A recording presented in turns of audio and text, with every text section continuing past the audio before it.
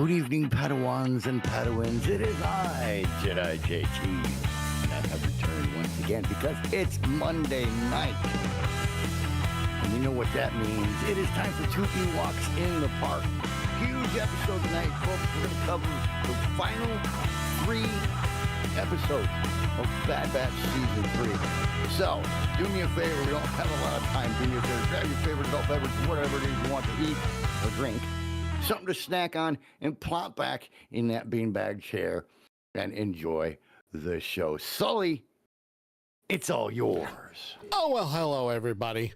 Welcome to Two Ewoks in the Park. Like JT said, we're tackling the Bad Batch Season 3, and tonight is a very special, long episode because we're tackling not 1, not 2, but 3 episodes, 13, 14, and 15. So we're just going to get right down to it because, my God, were these episodes amazeballs. That's right. I said it. Amazeballs. Okay. And we're not talking amazing space balls either. No. We're talking amazeballs. All right. Because that's how it works. The first episode that we're tackling is episode number 13, Into the Breach. That's right. Because this is the episode that just brings it all into the final conclusion. That final... This one's the biggest setup. It really is. It really is. Because the boys, I like calling them the boys. The boys. The boys are prepping to bring the fight to the enemy. That's right. This is the episode that brings it all together, where they're going to finally attack Tantus. But they still need to figure out where it is. Go figure. But the episode itself starts off in Tantus, where the nanny droid, that's what we call them, nanny droids, Yes. are doing what they need to do and screening the area in the vault. Scientists are everywhere. Clone commandos are everywhere. And the nanny droid puts in a data pad to the wall slot to get in. Okay? This is where Omega and the other force-sensitive children have been being held. And we see them come out of their bunks like, hey, okay, I'm awake now. I don't want to be awake. Mm-hmm. Had a very hard night of doing all these tests. But that's when I have. Go ahead. I have to make a comment here, and it's a left field comment, but I have to make it. Oh yeah. Because I suddenly realized during Bad Batch Season 3,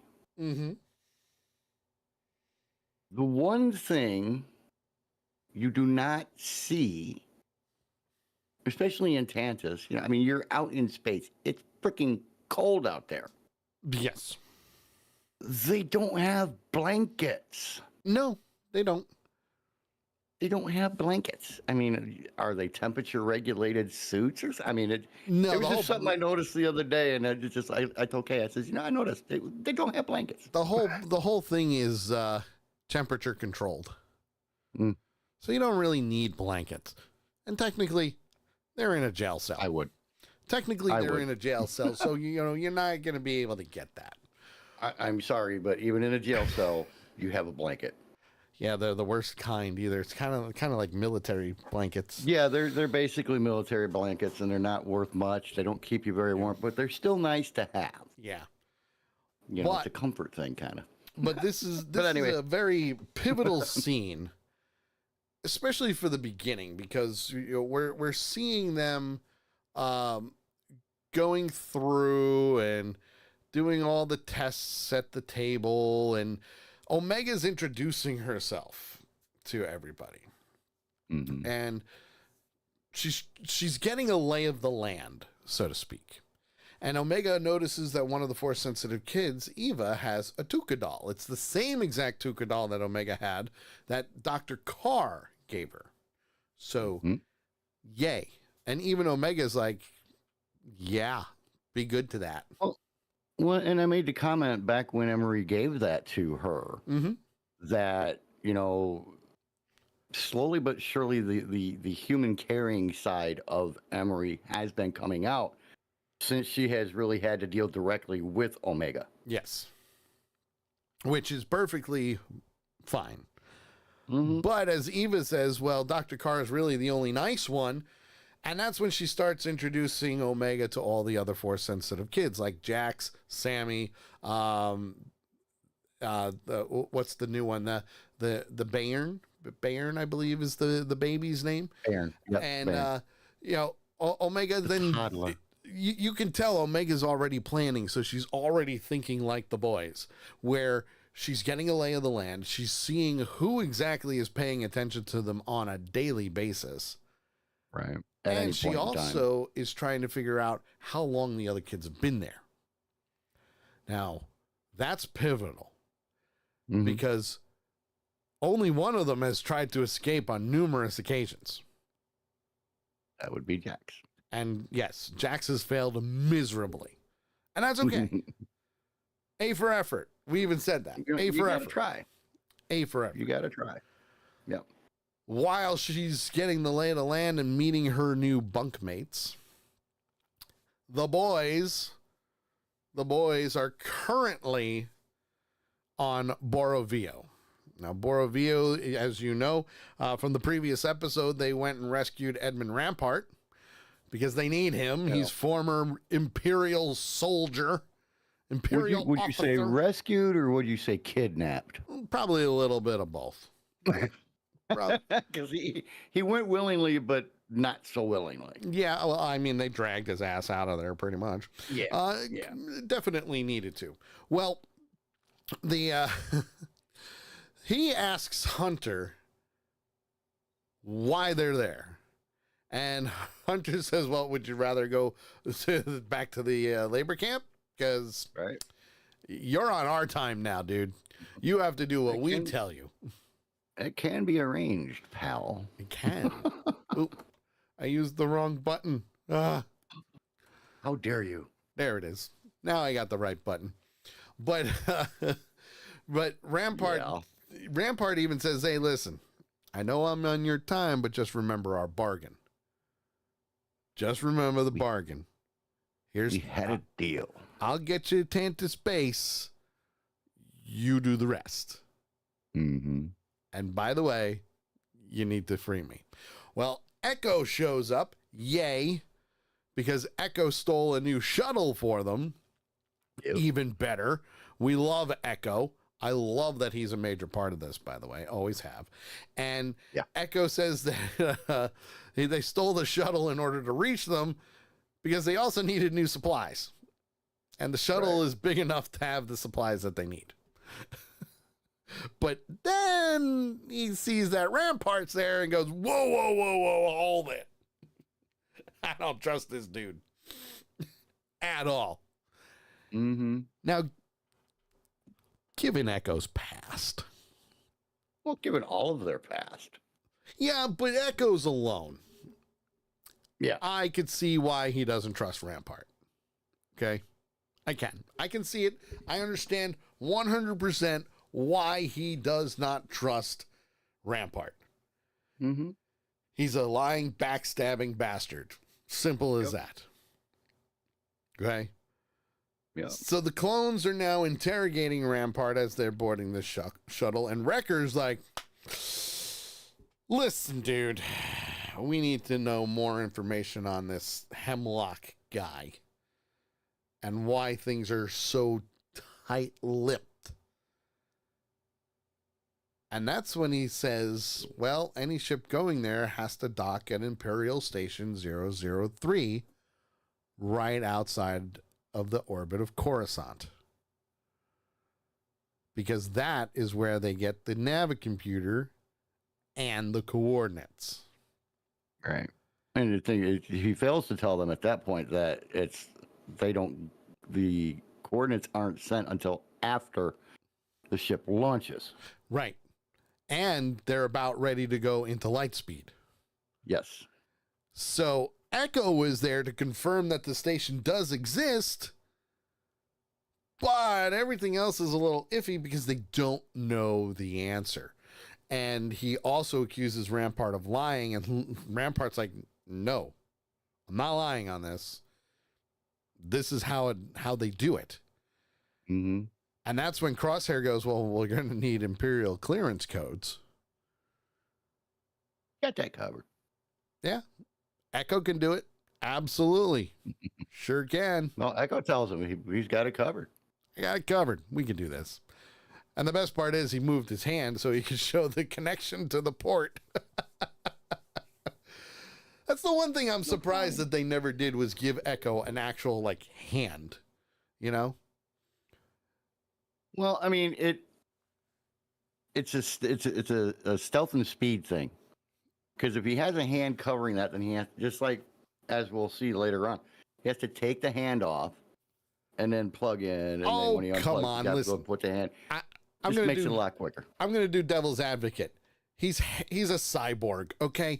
All you got to do is put it in your little cybernetic brain there to move the freaking hand on your own. If a droid can do it, you can do it. They could do it. He had done it even easier and made it to where he just takes a finger and just and plugs it in, and the finger, the rest of it comes out of the finger, and there you go. You're good to go. Yes, absolutely. But I understand why they did what they did, because, well, yeah. He needs to. it. Well, at the same time, Echo's like, okay, well, we got to leave for Coruscant now because they're sending stuff and we need to be there. So Rampart says, well, they change the codes every rotation and that's about it. So Hunter's like, let's do it. You have your mission. Off we go. Roll. But then Rampart says these words: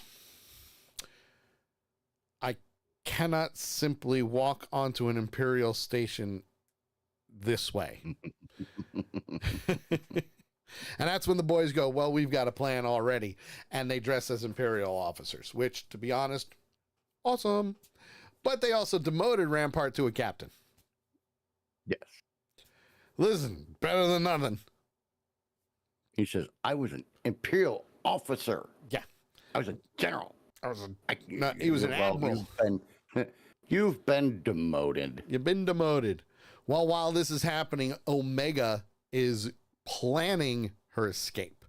And as they're extracting blood samples, Omega is talking with Dr. Carr, and Carr admits that she doesn't know what's going on, but that they're very well looked after.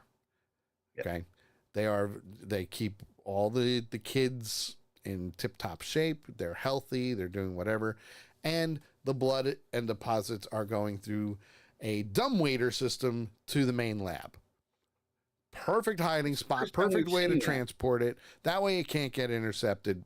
I get it. Yeah. That's the first time we've seen that, though. Yes. Well, no. Because everything else has been put. All we've seen them do is they take it and they put it in a holder. We've never actually seen the dumbwaiter come out and then go back in and go. That's the first time we've seen it's through the walls. Yeah, through the walls for the vault is how they get the blood up to the lab. Want to say hi to Will, who just came in. He says, hello, my fellow Jedi. Hello, sir. Hope your trip down to Florida was fantastic.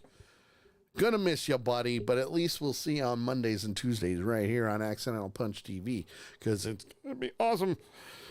JT and I want to take a break, but we got the Acolyte starting on Tuesday, but we'll get into that later. We got to finish this up because we're on a run down here. So Omega's going through the plans. She's figuring out what to do, and she's trying to get the other inmates to assist with what's going on. And she gets to the point about how the droids move. What's the rotation of the troopers? Trying to figure out how they do things. And what's the routine? Yeah. And Eva says, well, they do this twice a day. They check vitals, they do meals, troopers are sent in to, make sure there's no trouble going on. They do full rotation. It's complete lockdown. Mm-hmm. Yeah, and the only time troopers enter the vault is when there's trouble. Yep. But Omega takes the blocks that are on the tables and she lays out the vault for them. Mm-hmm. And she says, well, these walls, they're not just walls, there's stuff behind them. We can use that to our advantage. And that's when Eva says, well, wait a minute. How? Well, Omega figured out that she can take the panels off her wall and squeeze in and climb up. So she needed the other kids as a distraction just to see where she was going. And as she was figure out what the layout of everything. Oh, yeah. As she was doing everything, the kids are watching and making sure nothing's going on because, she walked back into her cell. Mm-hmm. And that's when things seem to go, oh no, not good. This isn't going to be good. She goes through and manages to get back by the skin of her teeth. Yep. Which, to be honest, perfect. Mm-hmm. It was perfect.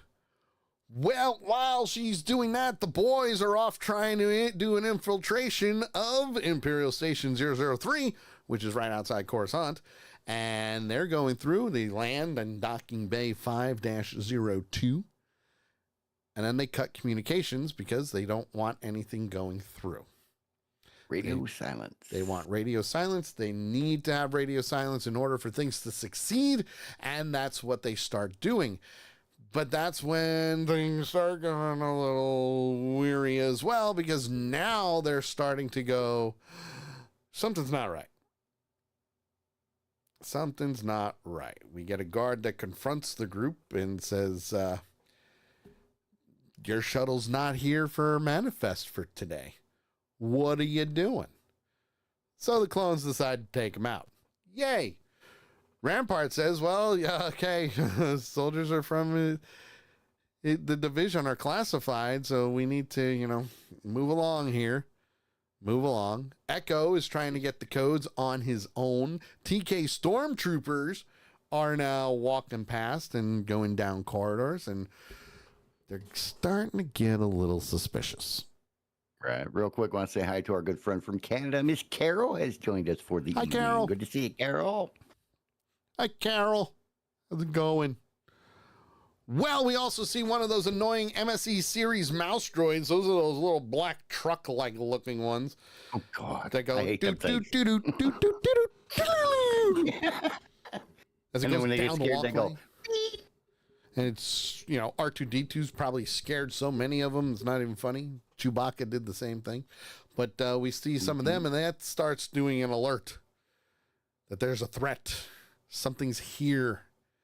Crunch.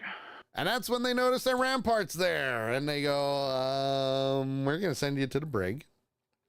Because you're in violation of Article 15 of the Imperial Standing Order 10. Sure, why not? But at the same time, Rampart's going, just so you know, I need this. I need the weapons. I need the manifest. I need this. I need this. Hunter takes him out, stuns the guy, and they do what they need to do, and Echo's trying to find the codes to access the computer. So now, at the hangar, Wrecker's all alone, and now they're questioning him about the inconsistency of the manifest, and he's like, yeah, sure. Come on in. Goes into the ship, knocks his ass out. which Done. Obviously changes things just a little bit. Yeah. Changes it just a little bit because now the plans are Echo's accessing the computer. Wrecker's updating the clones on everything that's going on via the comm link and also saying, we need to go. So Hunter says, all right, be ready to take off. We're on our way. Echo learns that the science vessel in Bay 8 is ready to leave for Tantus. Oh, boy. Oh, boy. Hunter says, okay, can we get the Navicomputer? Can we pull the coordinates? Can we put it in? Can we, whatever we need to do, can we get it? And Echo responds that the vessel is tagged for direct uplink after it launches, which means it ain't getting the codes until that happens. So you can't stop it. You have to let it do its thing. Which now brings out a whole oh shit moment. What the freaking hell do we do? And even Rampart says, I didn't know that.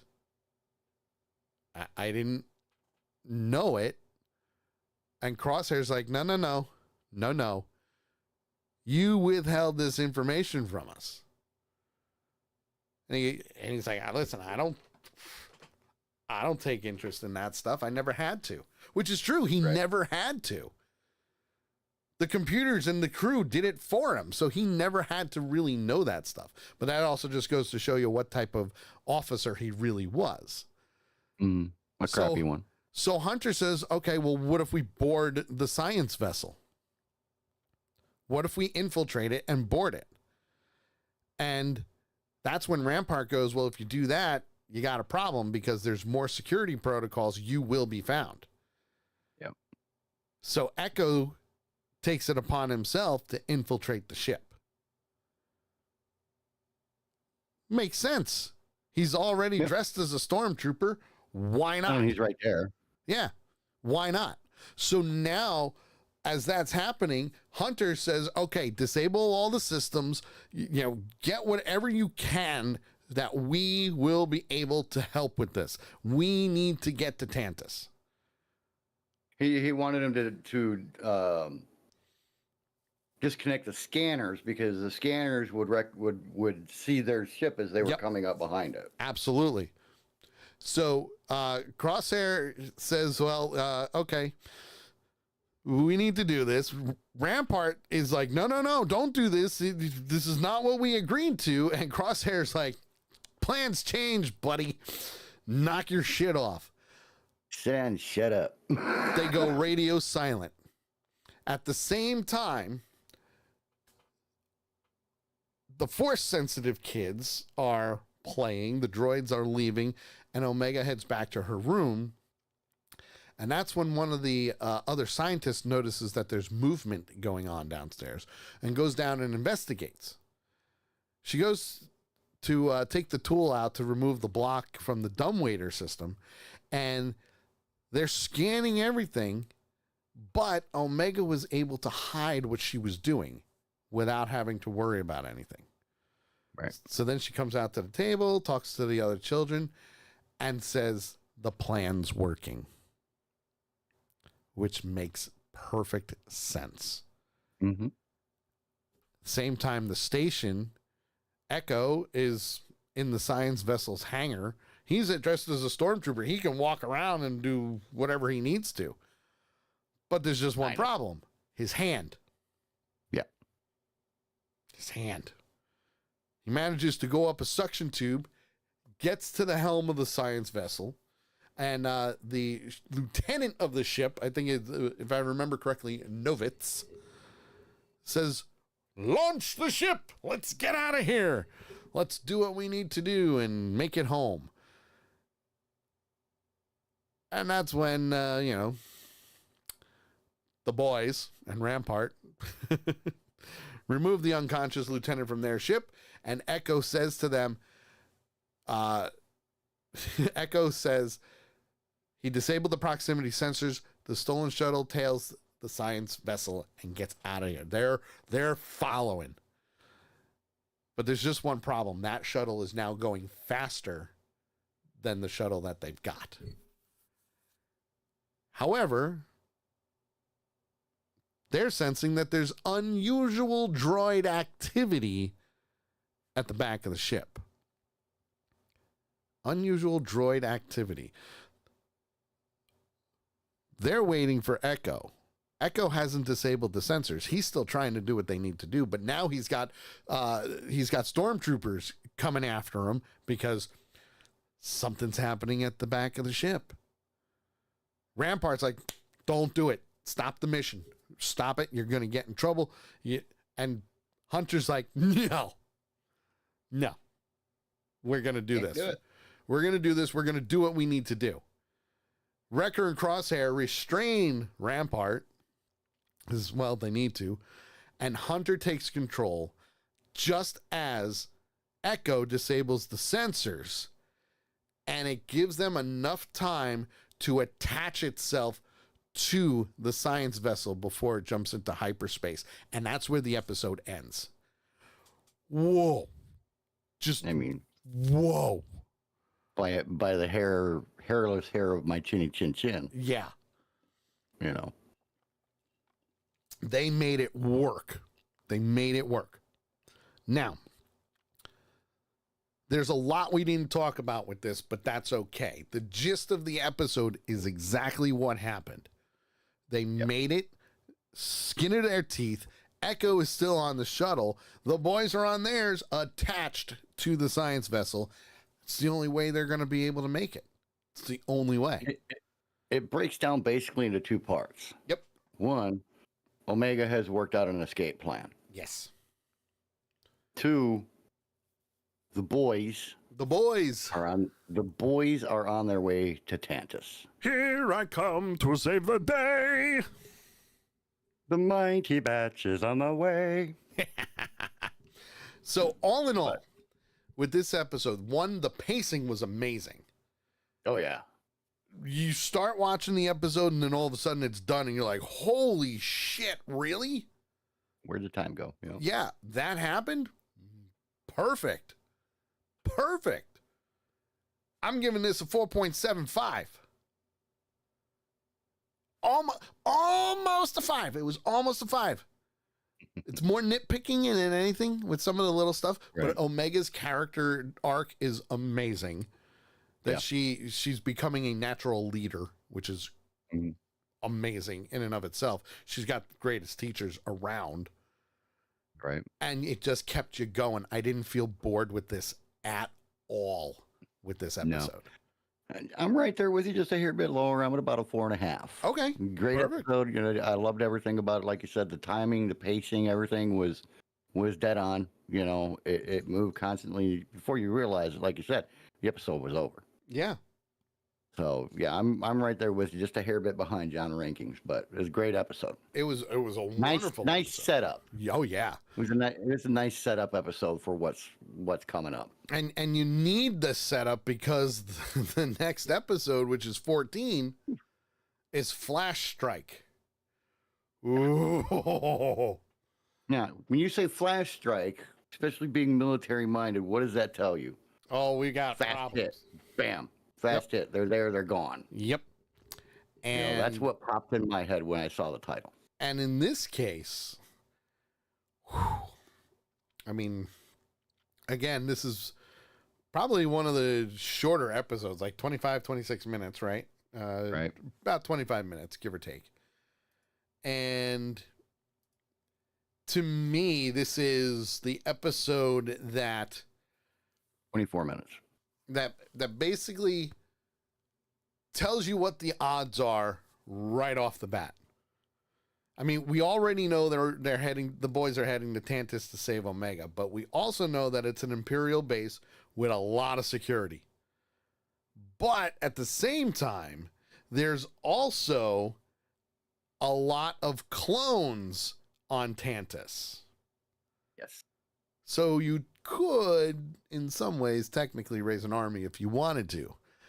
But we're not even there yet. Or at least a small strike force. Yeah, something. But we're not even there yet. Because right now we're going through hyperspace and the boys are attached to the hull of the science vessel. Upside down. Upside down. And Upside Rampart is like, the scanners are going to detect us.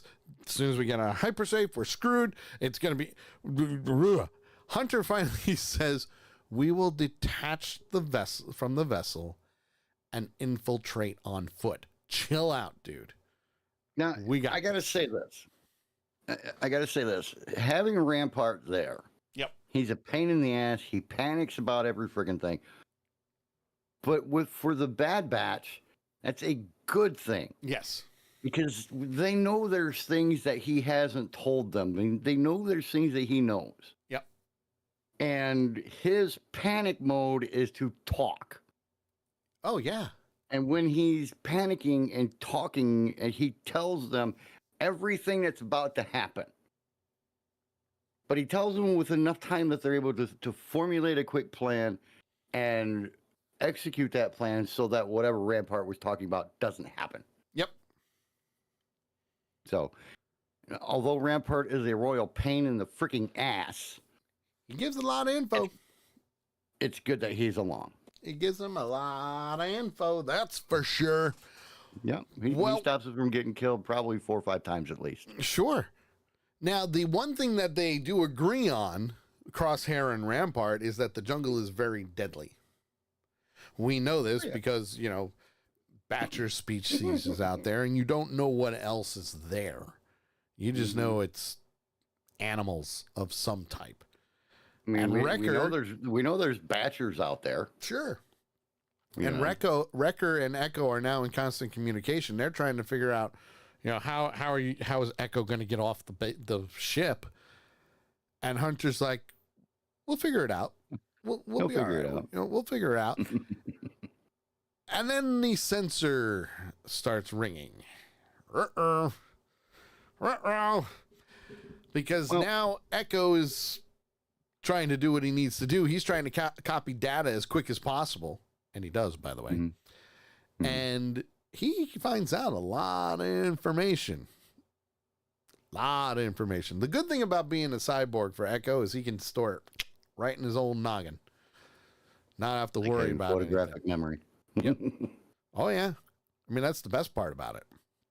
Well, while that's happening, Hemlock and Scorch asks about the status of the science vessel, and Scorch says that the ship is approaching, but says there's a security breach. And they're saying that Clone Force 99 infiltrated the station. Yay! And maybe tracking the ship. Dun, dun, dun. And that's when Hemlock goes, scramble the fighters, let's go. Yeah, I mean, he actually expected this. Yes. He had a feeling that this was going to happen. So he's like, okay, you know, put up aerial patrols. Bring it on. You know? Bring it on. Yep. So the starfighters go and do whatever. They're monitoring. They're circling around the planet. They're doing what they need to do. And that's when the science vessel and the shuttle start to go toward Wayland and go through the atmosphere. And that's when the clones detach and they're doing what they need to do. And of course, there's 3 Imperial fighters right there waiting for them, which they start pursuing them. Yep. And whew, Hemlock and Scorch are going, okay, do your thing. Shoot the laser cannons. Take them out. Activate the laser cannon. They hit them. They knock the shuttle out of the sky. They crash. But as I like to say, it's a landing that, you know, is a good one if they can get up and walk away. Any landing that you live through is a successful landing. Any landing you can walk away from is a good one. Chuck Yeager said that. But the nice thing about that is, you know, because of the fact that these laser cannons are going off, it's shaking the base. Yes. Making sounds that the kids aren't used to hearing. Except so the kids are kind of, you know, well, except for Omega, of course. Except for Omega. Yeah. So the kids are kind of getting a little bit worried, you know, hey, what's that? What's going on? And Omega's like, those are laser cannons. Yep. Time to activate the plan. Yeah. Well, but even with that, you know, Dr. Carr initiates a lockdown because they get word that there's an infiltration of the base. And Omega turns to the kids, and the kids are like, well, what's going on? And Omega just says, my brothers are here. Yep. My brothers are here. My brothers found me. Oh, they're screwed now. Well, and you know, for the kids to not go, what brothers? She had already told them in the last episode. She had told them about her brothers. Yep. You know, and everything, and that they were coming for her. They were searching for her. They would find her, and they would save them. Yep. And boy, was she right. Was she right? But hey, you know what? That's one way to make an entrance. Mm-hmm. Put the whole base on full red alert. Here we come. Well, obviously the shuttle is crashing. They take out a couple of the V-wings in the process. And once they crash, Wrecker and Crosshair get out of the shuttle. Hunter and Rampart come down.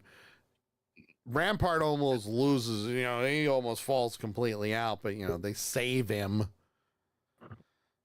because they kind of need him, It is what it is, but they kind of need him. And once they're down, one of the Imperial pilots destroys the shuttle. Just destroys it. Boom, gone, dead. Boom. Poof. Be gone, heathen. Well, they confirm that, hey, shuttle's been destroyed. And Hemlock goes, no, go to the crash site, find out what you can, see who's there, see if anybody survives. And that's when Echo disguises himself as a TK Stormtrooper, puts the helmet on, and starts unloading, helping to unload cargo as he's doing his thing and escaping. So while that's happening, they're in the jungle. The boys are in the jungle. They're making their way to the base. And Wrecker says, so you know where you're going? And Crosshair says, yes, I know where I'm going. But Wrecker says, so you're breaking in? Well, he says last time you were breaking out, at least this time you're breaking in. Because Crosshair made the comment that it's not exactly a place that he wanted to come back to. Right. And the only reason he was doing it is because Omega didn't leave him behind. Yep. So clearly you could tell Crosshair is the big brother now. Yeah. Even when she could have. Yes. She didn't leave me behind. Yes. So made a big impact on him. Yes. Well, they send out some patrols, and some of them are clone commandos, and they confirm that no one was in the wreckage, and they may be in the jungle nearby. So they all start going on a little bit of a search. A search for the boys. Well, while that's happening, Echo is still disguised. He's going to a computer booth and trying to get as much information as possible, and he's confronted by a protocol droid who says, hey, you're not supposed to be here. And Echo goes, well, I'm just checking the manifest. And then he shoots the protocol droid in the chest. Makes sense. Then he steals the protocol droid's hand and pops it on, and now he's got a hand. Yay. While that's happening, Omega and the other kids are now getting ready to go up the dumbwaiter system. Okay? They're waiting for the droids. They reprogram a droid, especially the one that's snooping around. But that's all part of the plan. You have to go up. We have to do this. We have to make sure everything is good. Well, Rampart says, okay, well, what are we going to do? How are we going to get there? We keep moving, according to Crosshair. Let's go. And he goes, well, what about the good soldiers following orders? And Crosshair replies with, depends on who's giving them. So clearly, we can see Crosshair did not fit the bill. He's still a Bad Batch member right then and there, doing what he needs to do. And Rampart, like you can see Rampart's trying to twist Crosshair's mind a little bit. And it's not working. It's not working.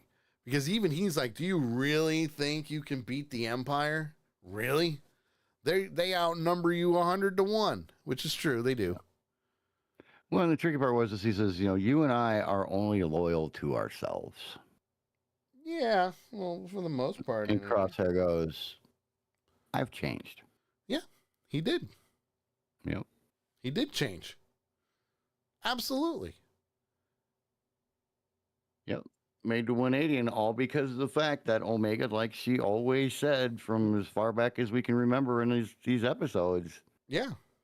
your family. And if you're family, you don't leave you behind. Yeah.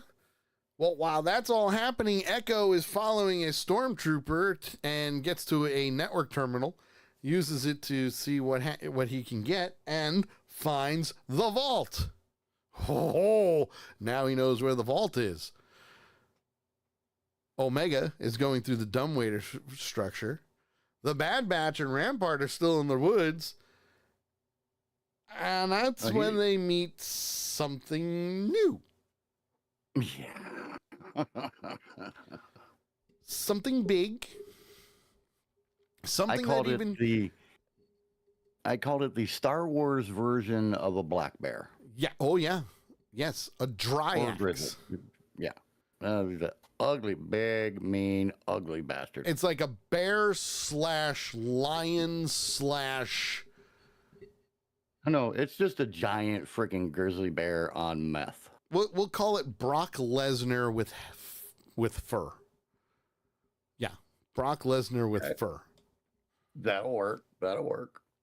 The guy, this thing is big. And instead of retreating, Rampart panics, flees into the jungle, and is getting chased down. And the Dryax is giving chase.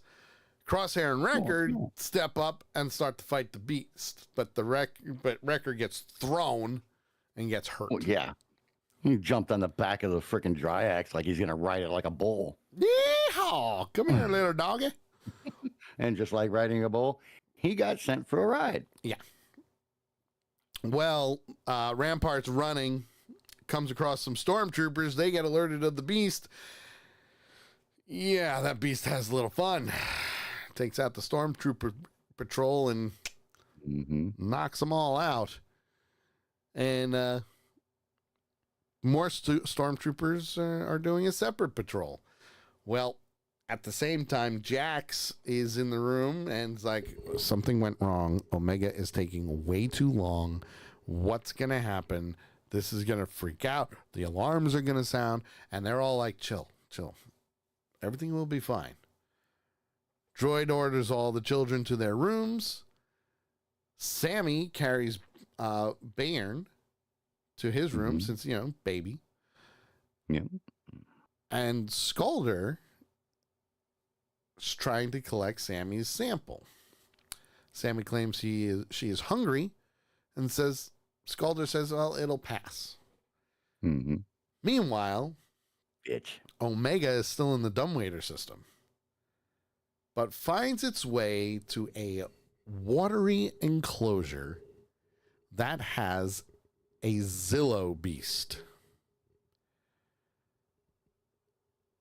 This makes the Dryax look like a flea. Looks like a panda. Yeah. Cute and adorable. But the Zillo beast can't get out because they're using satellites and to use electricity to keep the Zillo beast in the water. Yeah. Plus they've got an energy grid above it and all that other stuff. Yeah.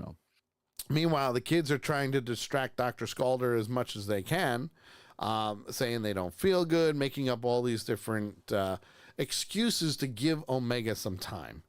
And as Omega is going back to her cell, Skulder's getting closer and closer. Also saying to the kids, you'll be fine. Everything's fine. You'll be fine. The droid says, okay, monitor, let's monitor closely, see what happens. And that's when Skulder approaches Omega's cell. Jax offers to go next, but the doctor says, you can wait your turn. And when they get into the room, Omega's there. Everything's fixed. Everything's put together. She's sitting in her bed. She's good. I'm ready for my blood test now. Go ahead. Let's do this. Echo is trying to get as much information as possible. He's trying to access the computer system for the central lab. And that's when he finds the midichlorian count and finds Omega's midichlorian count. And he's confronted by Dr. Carr. And she says, and I quote, "Stormtroopers are not allowed in the laboratory." And Echo says, "That's funny. I have special security protocol, and here's my hand to prove it." And she goes, "Wait a minute. You're Echo." So she knows Echo. Because Omega spoke about Echo to her. Mm-hmm.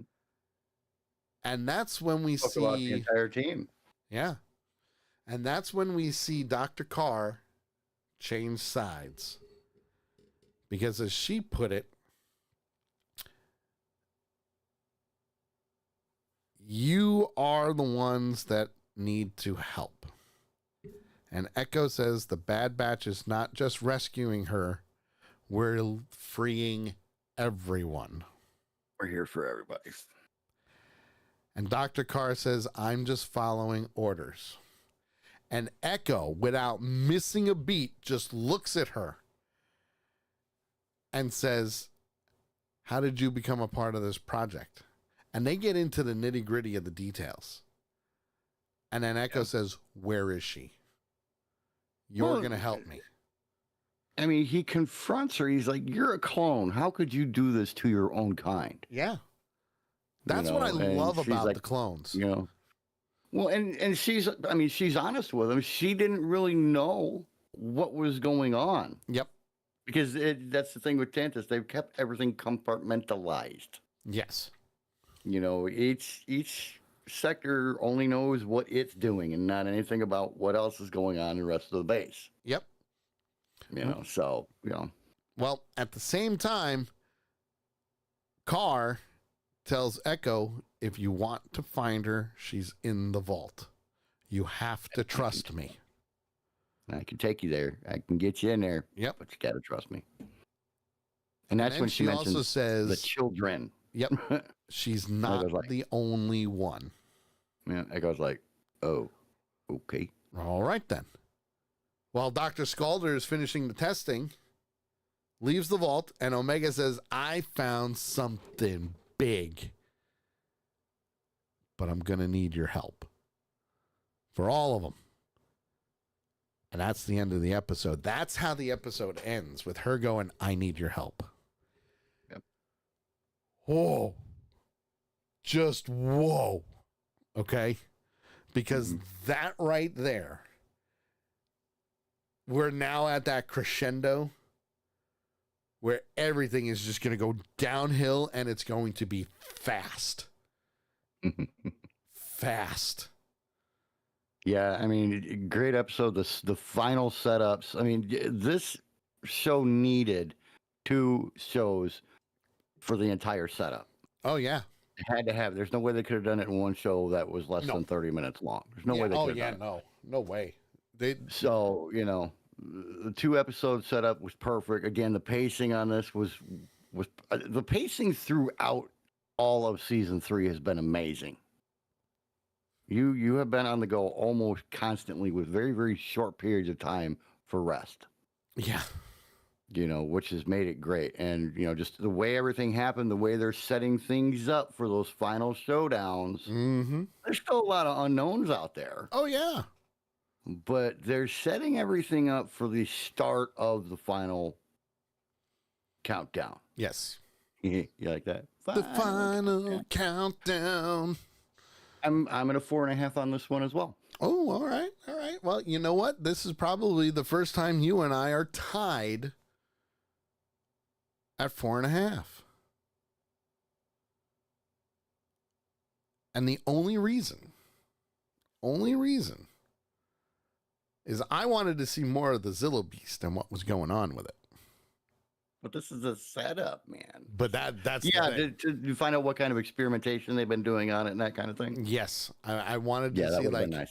You know, like maybe a little bit of a flashback or something. But I get it. Yeah. Yeah, It's that a would have been Zillow nice. beast. But that would have been a branch that was almost a waste. Yeah, going down the rabbit hole on that one. Yeah, I mean, it would have been nice to know, but at the same time, it had nothing to do with the past storyline or the storyline to come. Yeah. So I can see him. Well, needless to say, episode 15, the season finale episode. Right. We already know what's happening. The boys are coming. The boys are back and you're gonna be in trouble. And let me tell you, they're coming with a vengeance. The cavalry has arrived. A very apt name. Yes. Very apt name for this episode. Oh, yeah. Now, we've got gunships leaving the planet. We've got gunships leaving the base, circling the jungles, doing what they need to do in order to find Hunter, Wrecker, and Crosshair. They don't even know Rampart's a part of it. Right. As they're making their way through the jungle, they say, well, it's about 5 clicks away. Now, for those that aren't part of the military, we all know 5 clicks is about 5 miles, give or take. Basically, yeah. Give or take. But they're on their way, and that's when Hemlock says to the stormtroopers, guard the vault until everything is done. Do not leave. Scorch informs Hemlock that one of the insurgents has been captured. And Hemlock goes, I would like to see this person. Turns out it was Rampart. Rampart is who they captured. Mm-hmm. Still dressed as an Imperial captain. And when Hemlock sees him, he remarks, I'm surprised you're with them. Yeah. And Rampart goes, well, you seem to be having an issue here. Mm-hmm. But and we've been saying this for a while now. With Hemlock, he's too smart. He's very quick-witted too. Mm-hmm. And Hemlock goes, well, you're not understanding how clone troopers think, despite how long you've been on Camino. Yeah. And he goes, I've been waiting for this. Yeah, I knew they were good. I knew Clone Force 99 was going to come for Omega.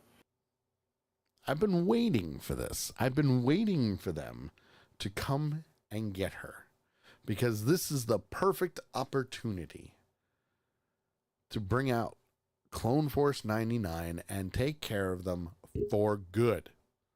Yep. Rampart says, well, why? What's the value for Omega? What does she have that the Empire wants?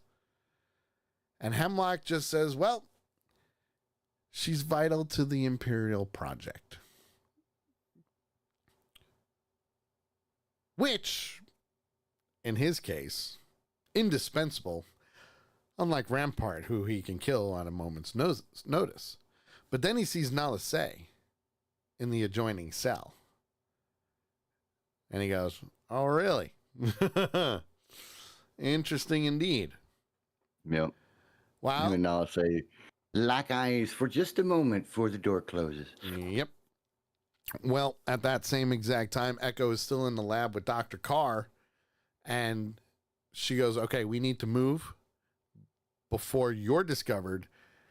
And we need to figure out what's what and how to get these kids out of here. Yep. Things are heavily encrypted. Omega is being in the vault, heavily guarded, but I can get you in. And that's when Echo says, why are you helping me? It's a smart question on his part. Absolutely. You know, it's almost like, okay, You're the bad guy. You've been a bad guy. You know what's going on. You're still being a bad guy and everything else. So why are you changing now? Yep. And what did she say? Do you remember? She wants to make amends for her past actions. Exactly. Which brings us back to the vault. Oh, but it also takes us back to something that you had a feeling about. Yeah. Because you said from the very beginning that you felt that something was going to change her. Mm-hmm. I did. You know, and I was kind of skeptical about it. I'm like, well, maybe. But then we saw the relationship with her and Omega start to grow. Yes. You know, like when she gave Omega back the Tuca doll. Yeah. You know, and those kind of things. So, you know, I eventually came over to your side on that one, but this one just proves it. That, you know, she really didn't know what was going on. She didn't know about the testing on these other kids. Right. Until she got in there. Right. And, you know, or about the experimentation that was going on with, you know, the other clones and that kind of thing. So, yeah. You know, the plan that Hemlock had in place, when you look at it, was a beautiful plan. Oh, without a doubt. It was a beautiful plan. I mean, everything, like I said before, everything set up, compartmentalized, where only the people in that department knew what was going on in that department. Yeah. The minute you walked out that door, you didn't know anything about what was going on anywhere in the rest of the base. Man, we ain't found shit. Unless you needed to. Right. And that was one of the things that she said many times, is that it's not something I need to know about. Yep. So I don't worry about it. I don't think about it. I don't care about it. Yeah. You know what? So his plan, it was a very, very smart plan. It just kind of fell apart on him because the one thing that he didn't realize about clones is, you know what? They can change. They can change. They can grow. You know, he says, you know, later on in the episode, he talks about how the one fault that a clone has is loyalty. Yep. To their own. But we'll get there. Yeah. We'll get there. Because right now, while that's all happening, Omega is bringing Jax, Eva, and Sammy up to speed on her escape plan and what she needs to do. Bairn is just a baby. Not much can happen. Playing with a toy, doing whatever. Eva's a little skeptical of it, but Omega's like, no. Everything will be fine. Mm-hmm. We can do this. My squad is here. My brothers are right outside blowing shit up. We just have to get out of here so that they can save us. Right. And that's when she goes, we're going to put the plan into action. So Eva goes over to the medical droid and says, my game's not working. And the droid, without missing a beat, I'm not programmed to repair it. But Omega takes a stab and hits the processor with a screwdriver, knocking it down out of the sky, out of the air, stopping it from hovering. Mm-hmm. And they bring everything into a room and reprogram it. They knock out what's her name at the same time. Yeah. Dr. Scalder notices that the droid's missing, goes down to the observation deck, and that's when Omega starts doing what she needs to do to get that thing programmed as fast as possible. Scalder asks Sammy where the other inmates are, and Omega, Jax, and Eva reappear with the medical droid. Eva claims that they were with the droid. Scalder is still a little, hey, wait a minute. Hold your horses there, kids. There was no scheduled scan. What were you doing? And Omega backs up Eva. Well, I mean, we were with the droid. That's what happened. Scalder says, well, you know what? Dr. Carr's been a little too lenient with you people. Get to your rooms. You're going into solitary confinement as punishment. Okay. But she gets knocked out and because of the medical droid. Reprogram the medical droid to give a sedative to Dr. Scalder. Boom.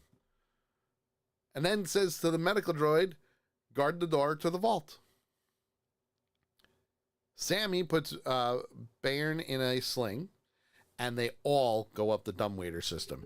This was by far the coolest thing ever, because those kids just went with it. Yep.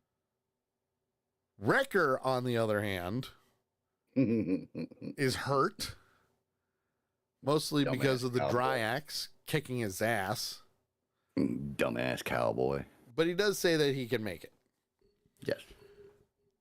Back at the base, Dr. Carr and Echo are walking to the vault. They're passing rows of clone commandos. They go through the red scanner, which was, that was what had JT all, oh, there's red stuff. Yep. Mm-hmm.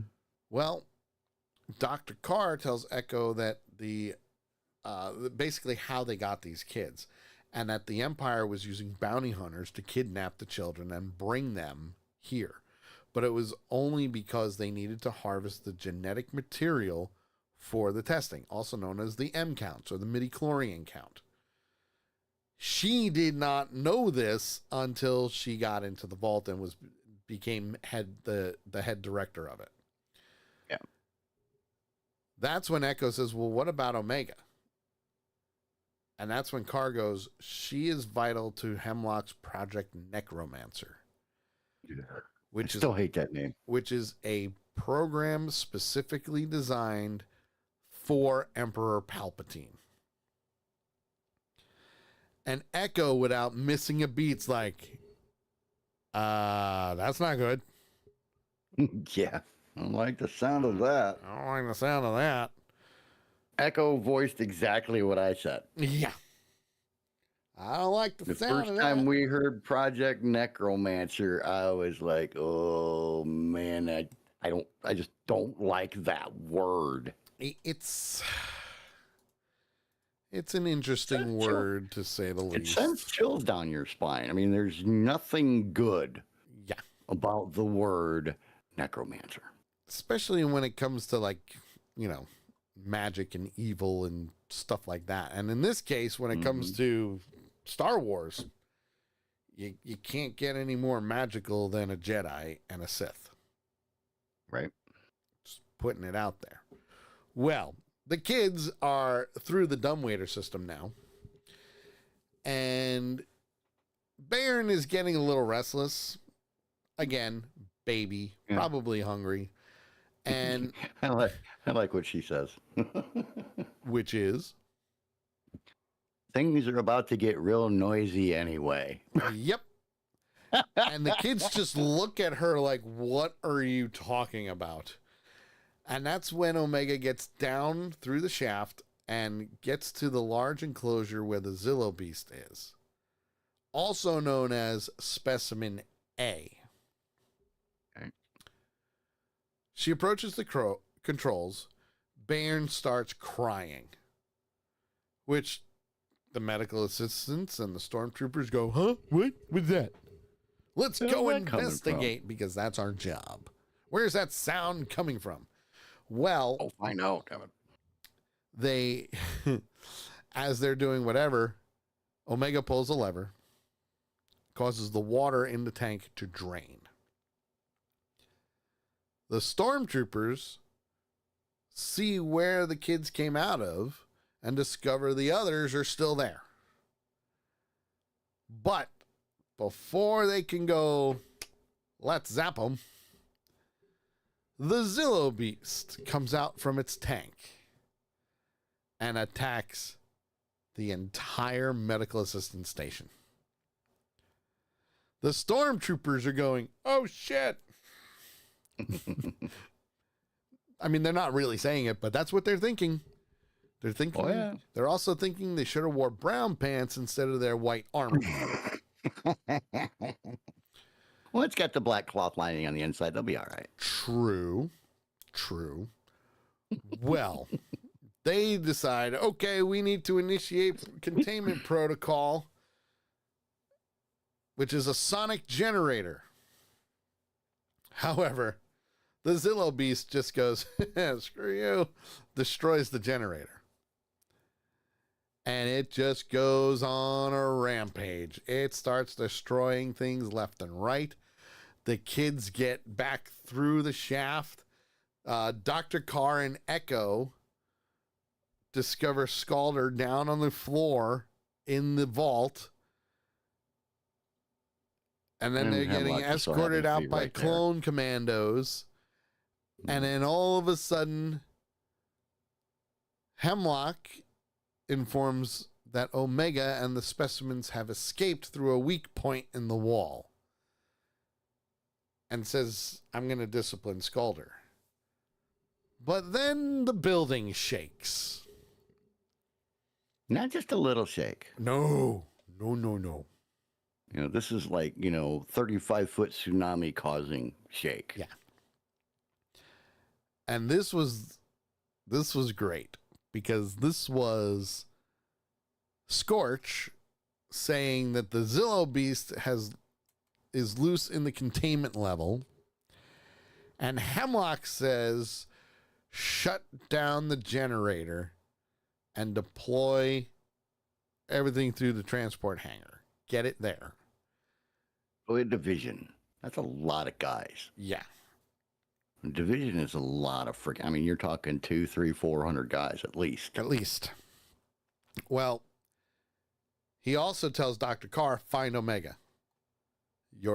If you don't find her, you're gonna die with her. Consider your destiny linked to hers. Yes. Very chilling words coming out of his mouth. The best part is Echo, without missing a beat, goes, Omega. Mm-hmm. Car's like, why do you say that?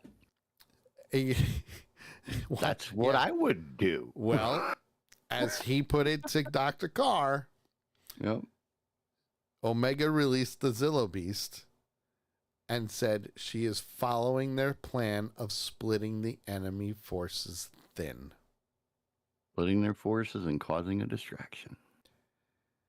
The stormtroopers on the containment level are trying to fight the Zillo Beast. Trying. Jax notices that Bayern is sleeping through the whole thing.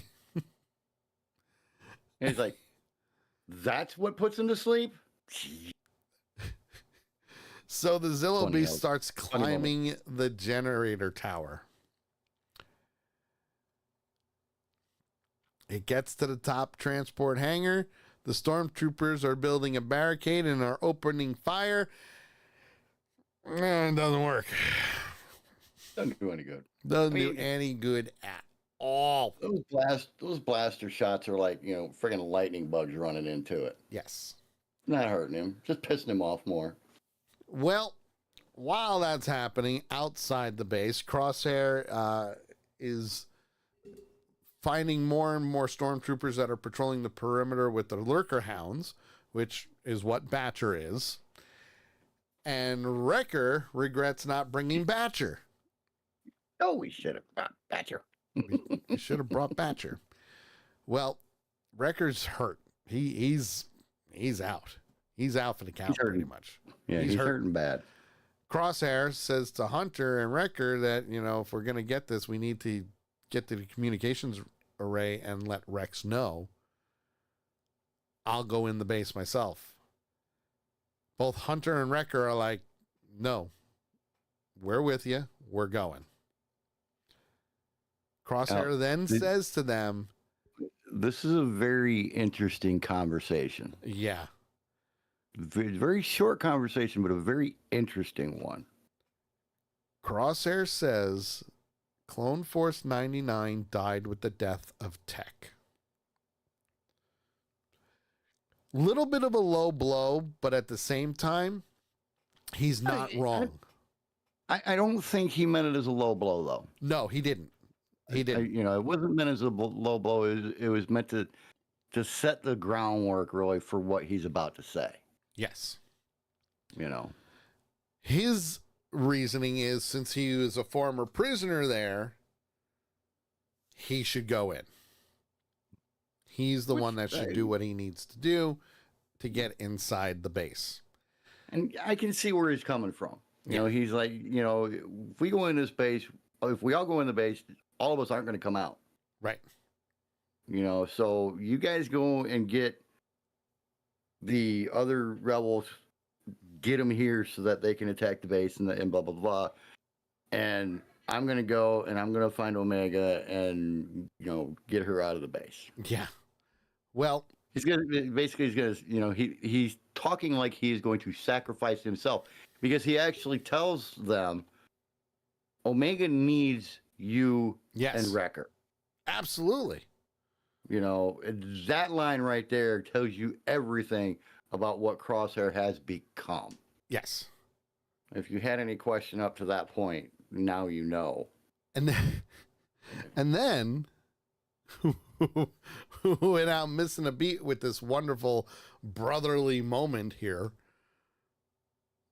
we hear lurker hounds barking, and the Zillow Beast comes waltzing out of the base. I wouldn't really call it a waltz. This would be a good case of breakdancing because he's breaking every freaking thing that he comes across. True. But without missing a beat, the three of them were like, Omega. Mm-hmm. Yep. So they decided to take advantage of the chaos and enter the base because why not? It just blew a hole through the containment facility. Why not go in that way? You know? Mm-hmm. Hey, I think he said if Omega opened that door for us, I guess we should go through it. Yes.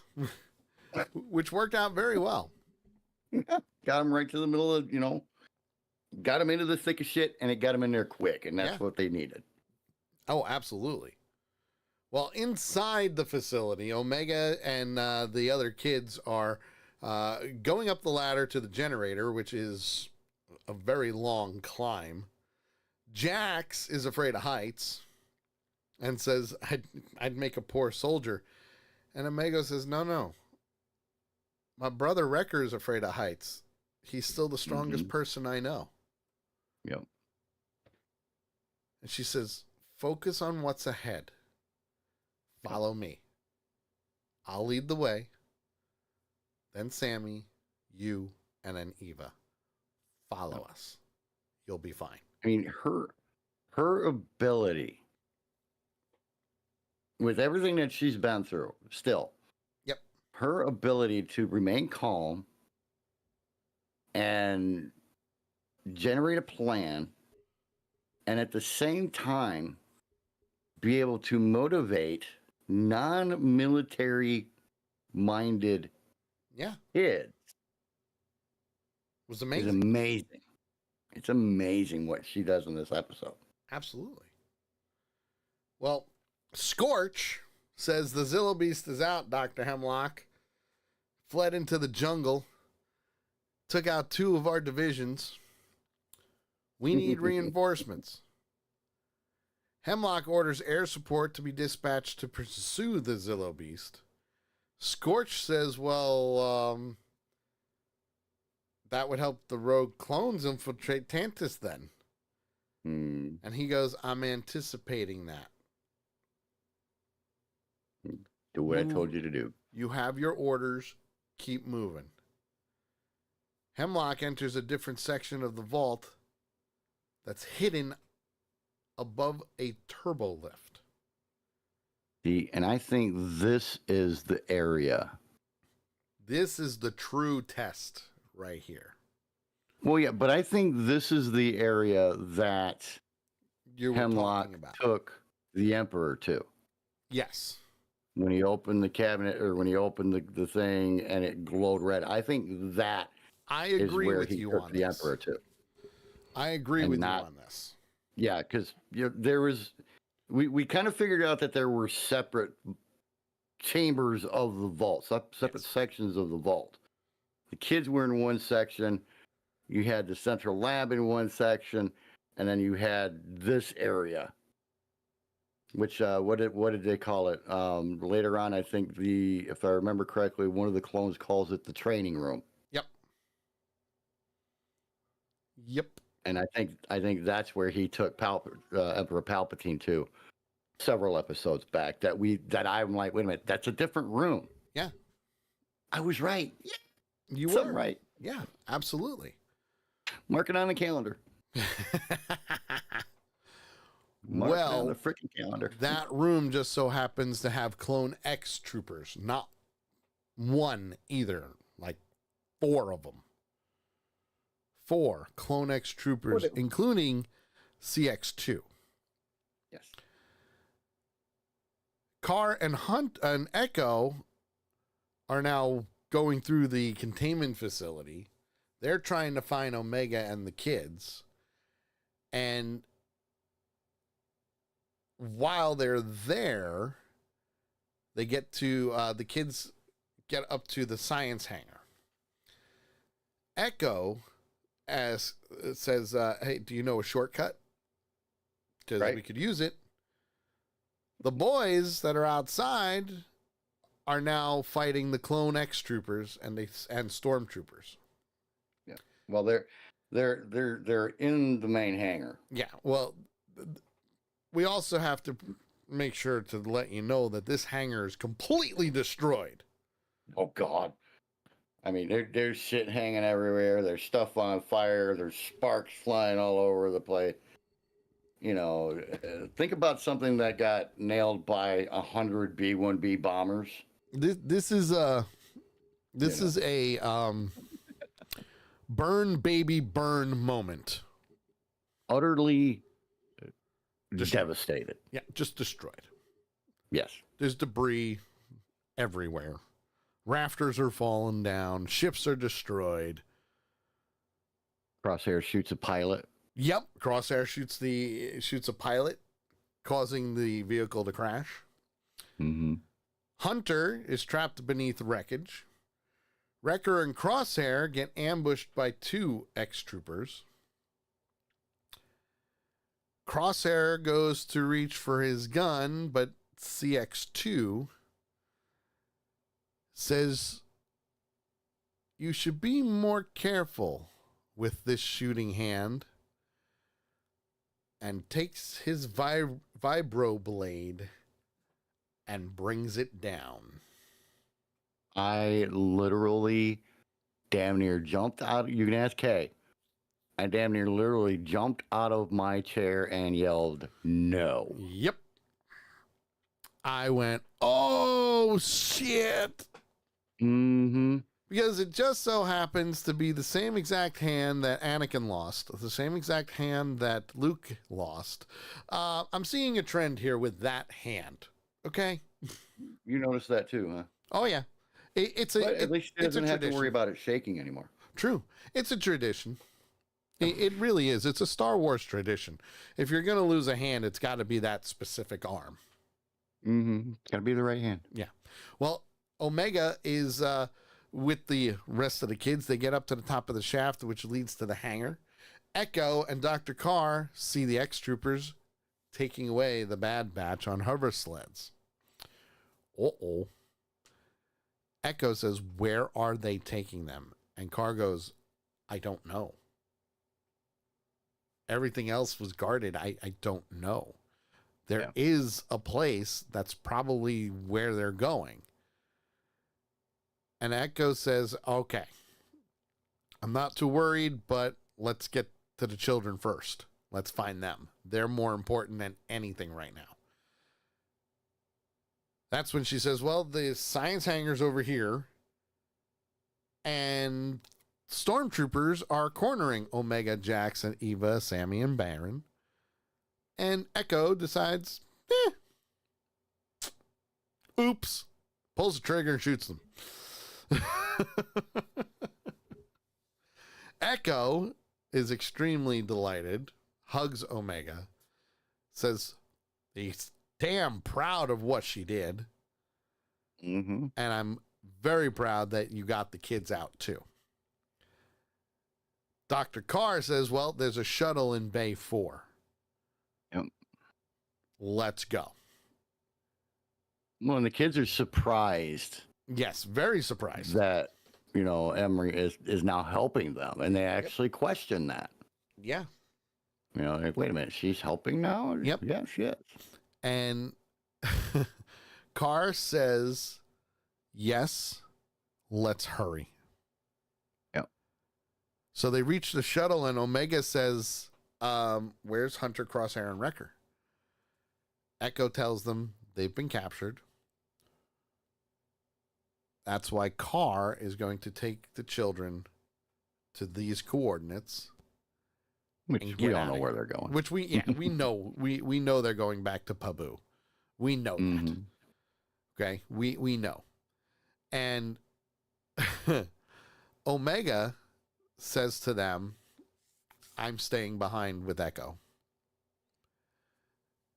Echo's kind of like, I don't know if you should, but at the same time, he knows that he's not going to fight with Omega. Yeah. There's no use. Yep.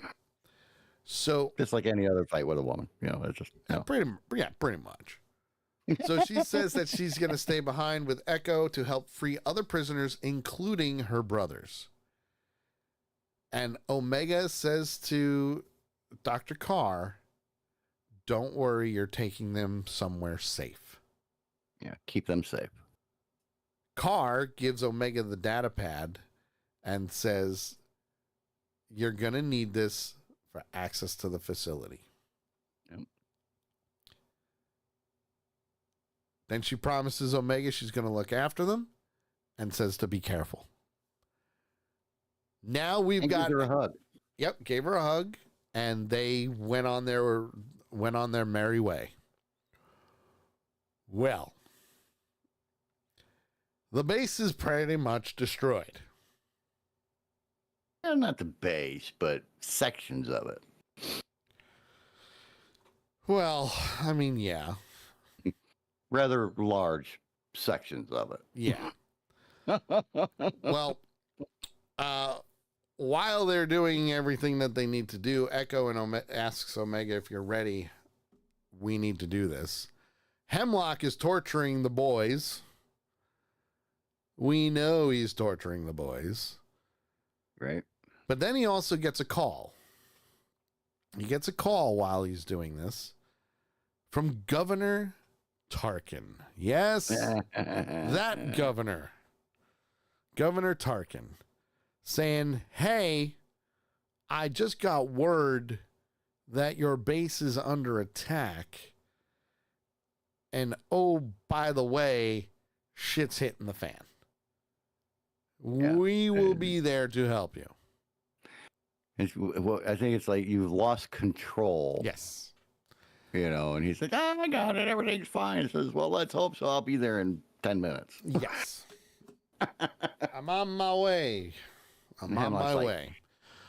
Yeah. Now, mind you, the two of us are kind of paraphrasing what's going on because while that's also happening, Echo and Omega are going through a prisoner center and letting out all the clones. Not only letting out the clones, but also freeing Nala Se. And Echo, Omega damn near jumped out of herself when she saw Nala Se. Oh yeah. Now Echo is talking to the troopers, flat out saying, "Listen, you don't have to do anything you don't want to do. Yep. You've been through enough. You've been through enough, and I'm not asking you to do anything. But I could really use your help. Not telling you to do anything, but I could use your help." And that's when they go, they're our brothers. Let's do this shit. I liked what the one guy said. I think I got one more fight in me. I got one more fight in me. Yeah. Absolutely.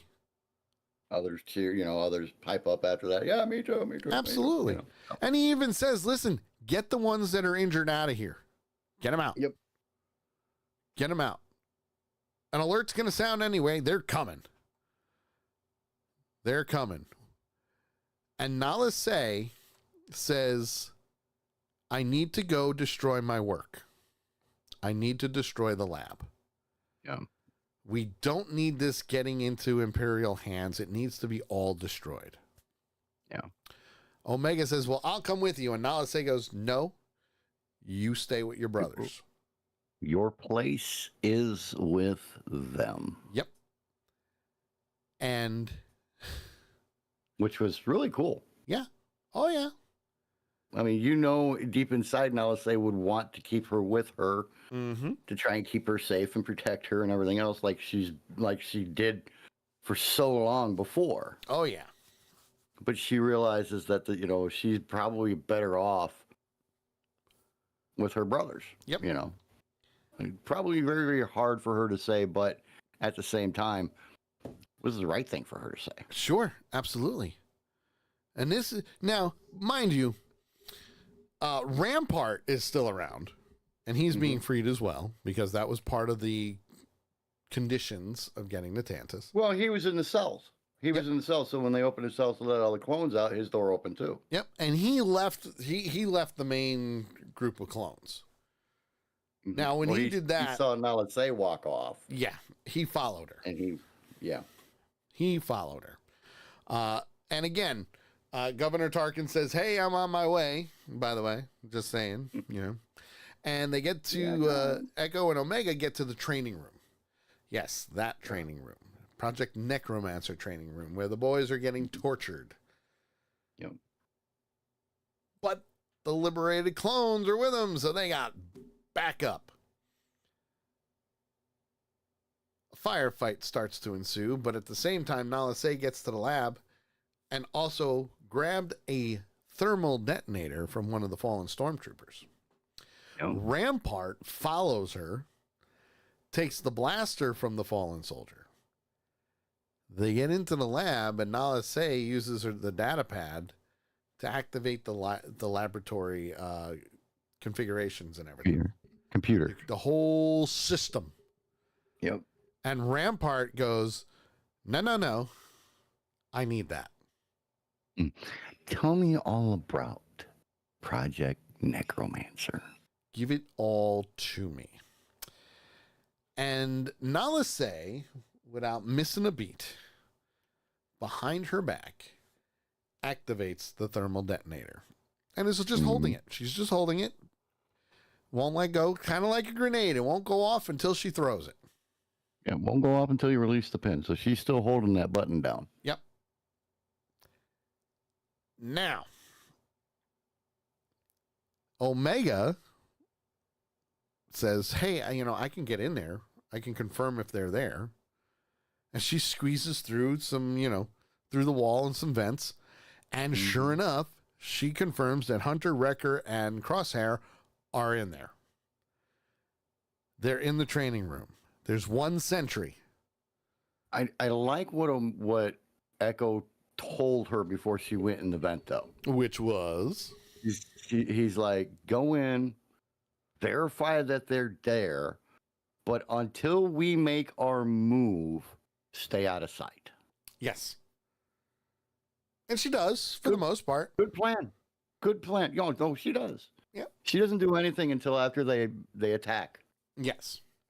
Until they actually rush the containment room and everything. But just remember, she also says that she can free them. Mm-hmm. And she goes, I can free them if you make a distraction. Right. And Echo and the clones went, let's do this. You said you had one more fight? Here we go. Rock and roll. Let's do it.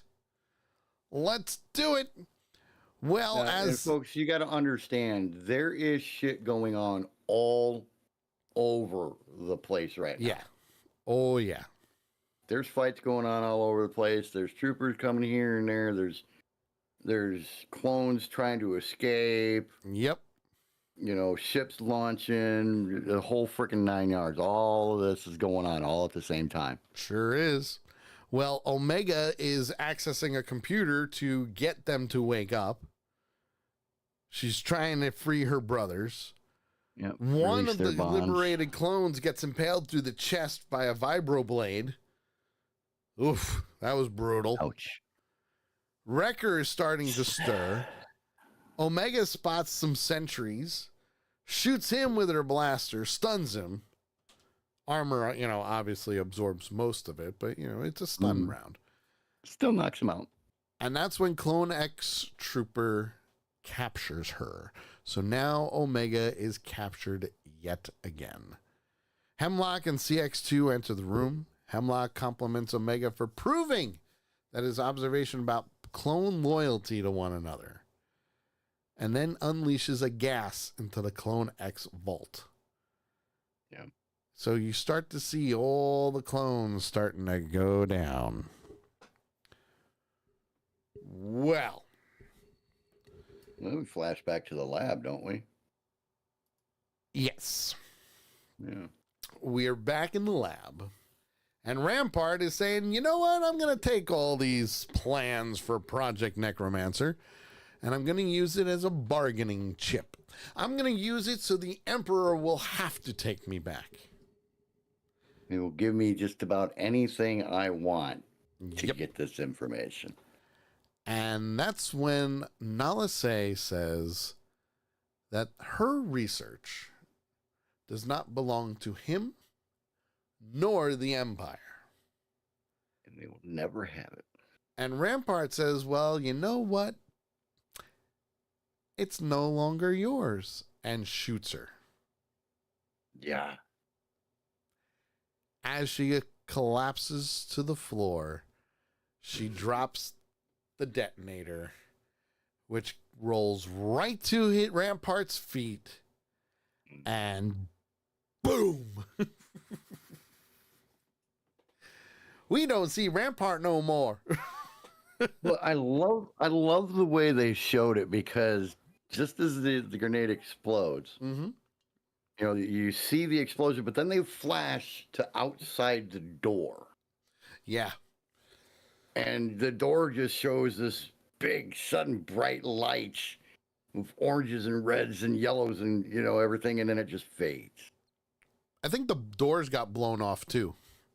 No. No? The door stayed in place. Because it was the view block in the main door. Yep. Is where you see all this light, bright flames and shit flying all over the place. And then it just fades out. And then it's just poof. And it was the end of that scene. And it's like, oh my God. Yeah. The one I would expect for, Hunter or Wrecker or Crosshair or even Omega to die during this would not have surprised me a bit. Yeah. But for Nalase to sacrifice herself to stop this information from getting into anybody else's hands, I did not expect her to lose her life. She I did not expect her to lose her life. She done good, though. She done good. She did. She done a great job. Well, the fight is still continuing inside the vault. Clone troopers are dropping down. The CX troopers are taking some of them out, knocking them down. Echo is wounded by a vibroblade. In the back. Hemlock and Omega are getting led out of the laboratory by CX2. And they're handcuffed together. Yeah. And even Hemlock is saying that I'm pretty confident that my team's going to win. And Omega says, well, you failed because your data's destroyed. And that's when Hemlock goes, but I still have you. Mm-hmm. I hate those words. And Omega, without missing a beat, says, and I still have my brothers.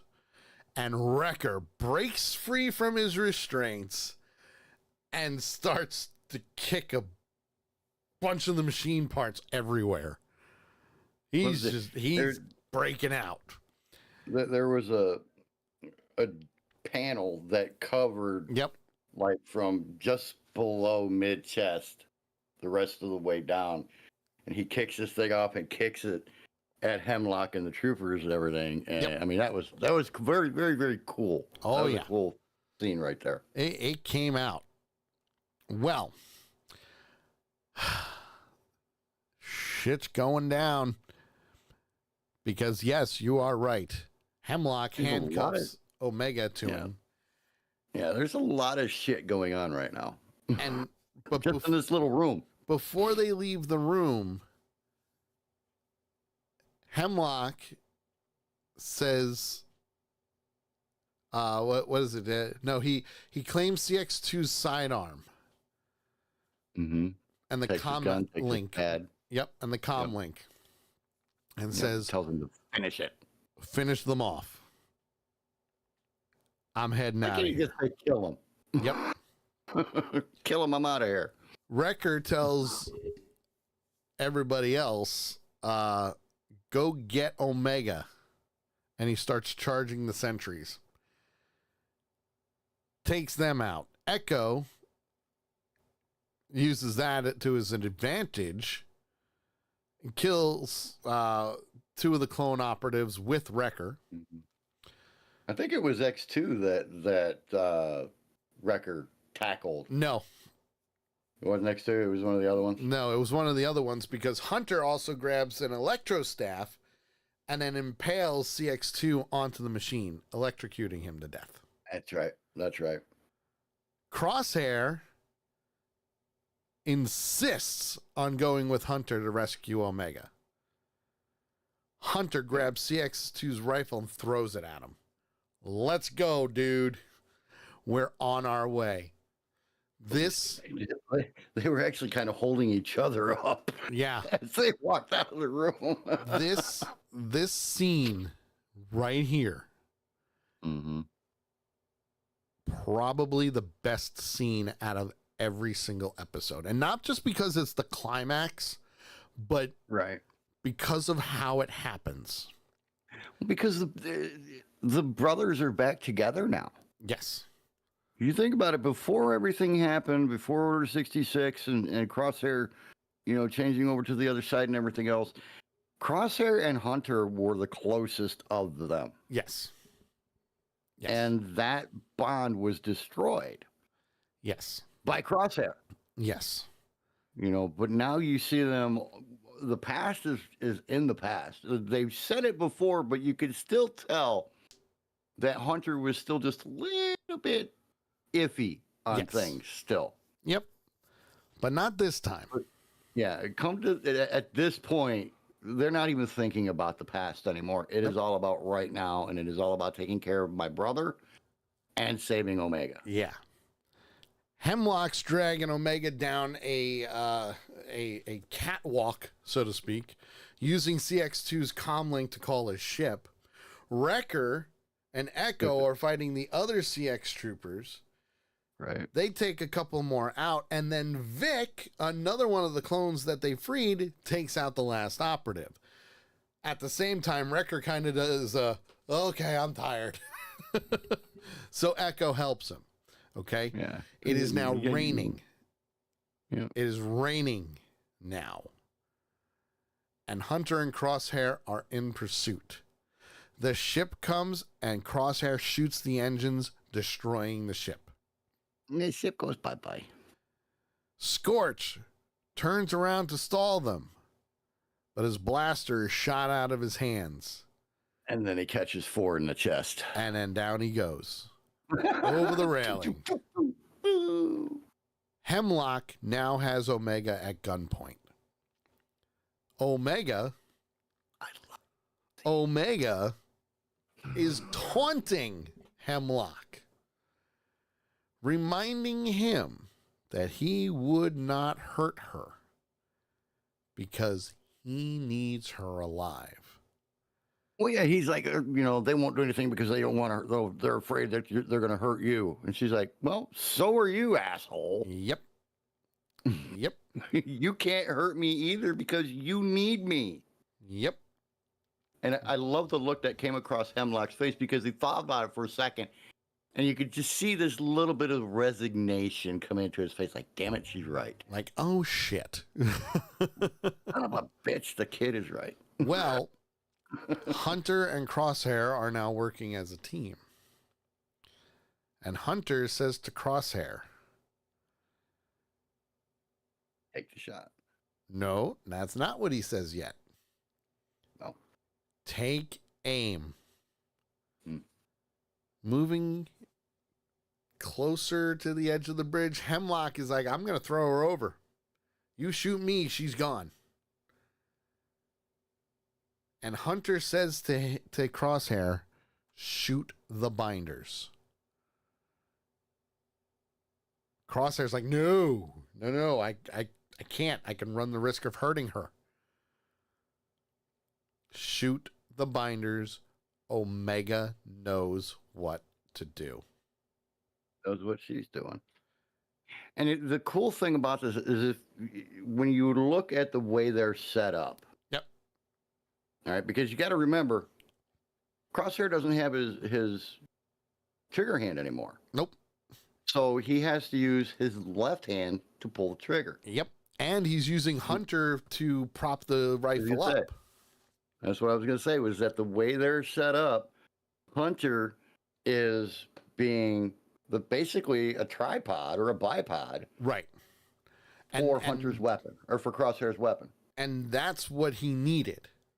Mm-hmm. Because now he's saying, trust me, Omega knows what to do, because Omega pulls out the surgical tool that she used in order to take the panels off the wall out of her sleeve.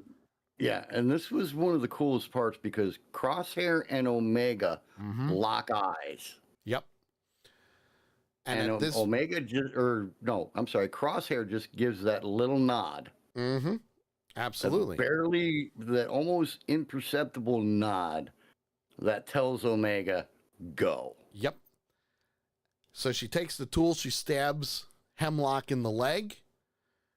Crosshair shoots the binders, and then the two of them just start shooting Hemlock. Yep. Omega just drops to the ground. And as Omega drops to the ground, the two of them just shoot him, and he falls into the jungle below off the catwalk. The three of them hug, and then they go back into the hangar. They go back into the base, where they meet up with Echo and Wrecker and the other clones. That's when they all jump into the ship, and they get out of hyperspace, all before Governor Tarkin shows up. I mean, seconds before. Now, this is also when they're saying that this base is a complete and total loss. Yep.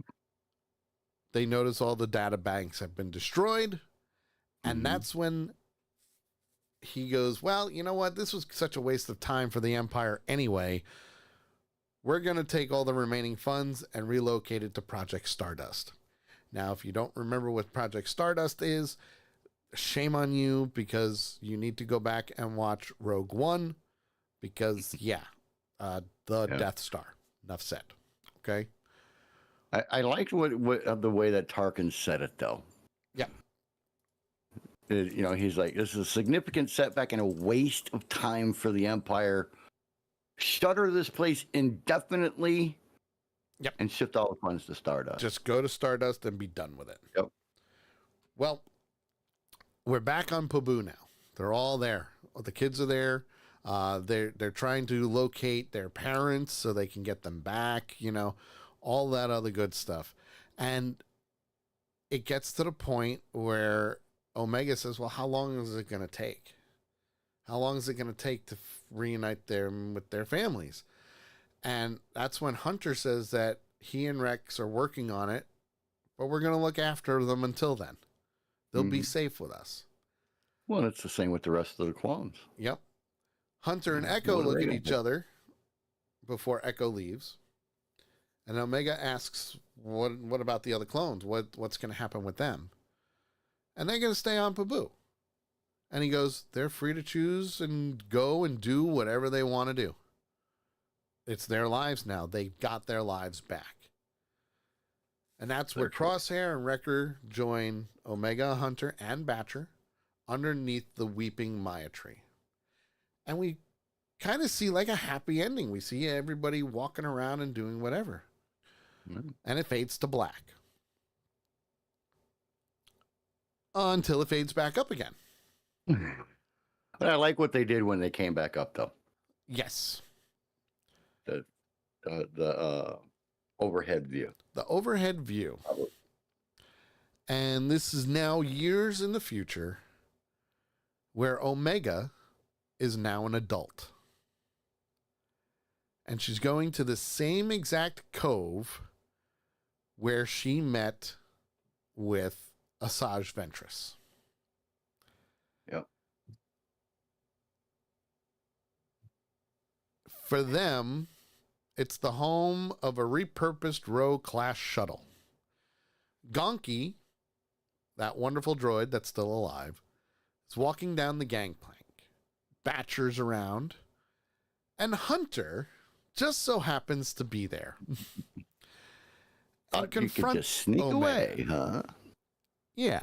He says, sneaking out, eh? But it was very cool because she's like, I wanted to be a part of the rebellion as a pilot.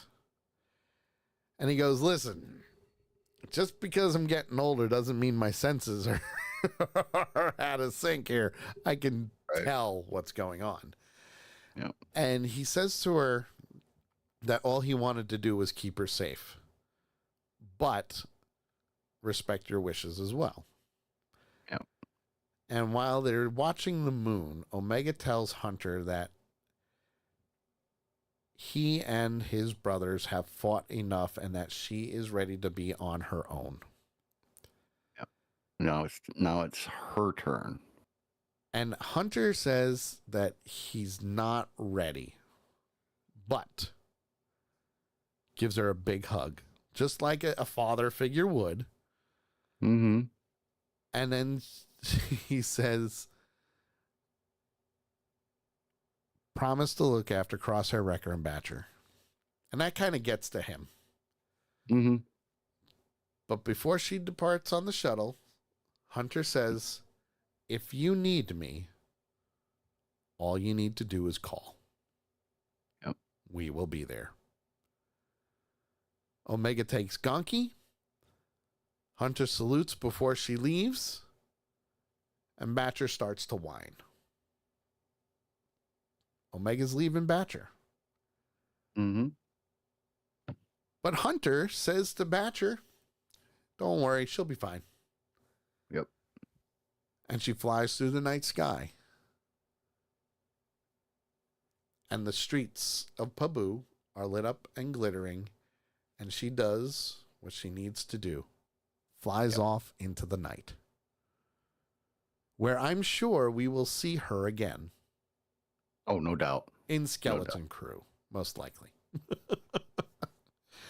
That is the end of the Bad Batch. So what score are you giving Cavalry Rise? This episode? Yep. 5. Hands down, 5. A 5? Nice. Yep. They closed it very nicely.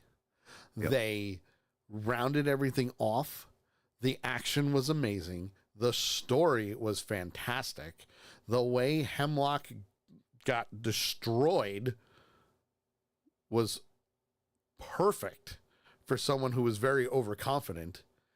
Mm-hmm. And not for nothing, but the ending got you right there in the feels. Right there in the feels. So yeah, it's a 5. What about you? I'm close. I'm real close. You know how hard it is for me to give a 5. Yep. It's almost impossible for me to give a 5. But I agree with you completely on the wrap up of this episode. I'm at a 4.95. Ooh, so close yet so far. Exactly. I mean, great episode. Like you said, it tied everything up in a nice little bow, but at the same time left that little bitty opening there. Yeah.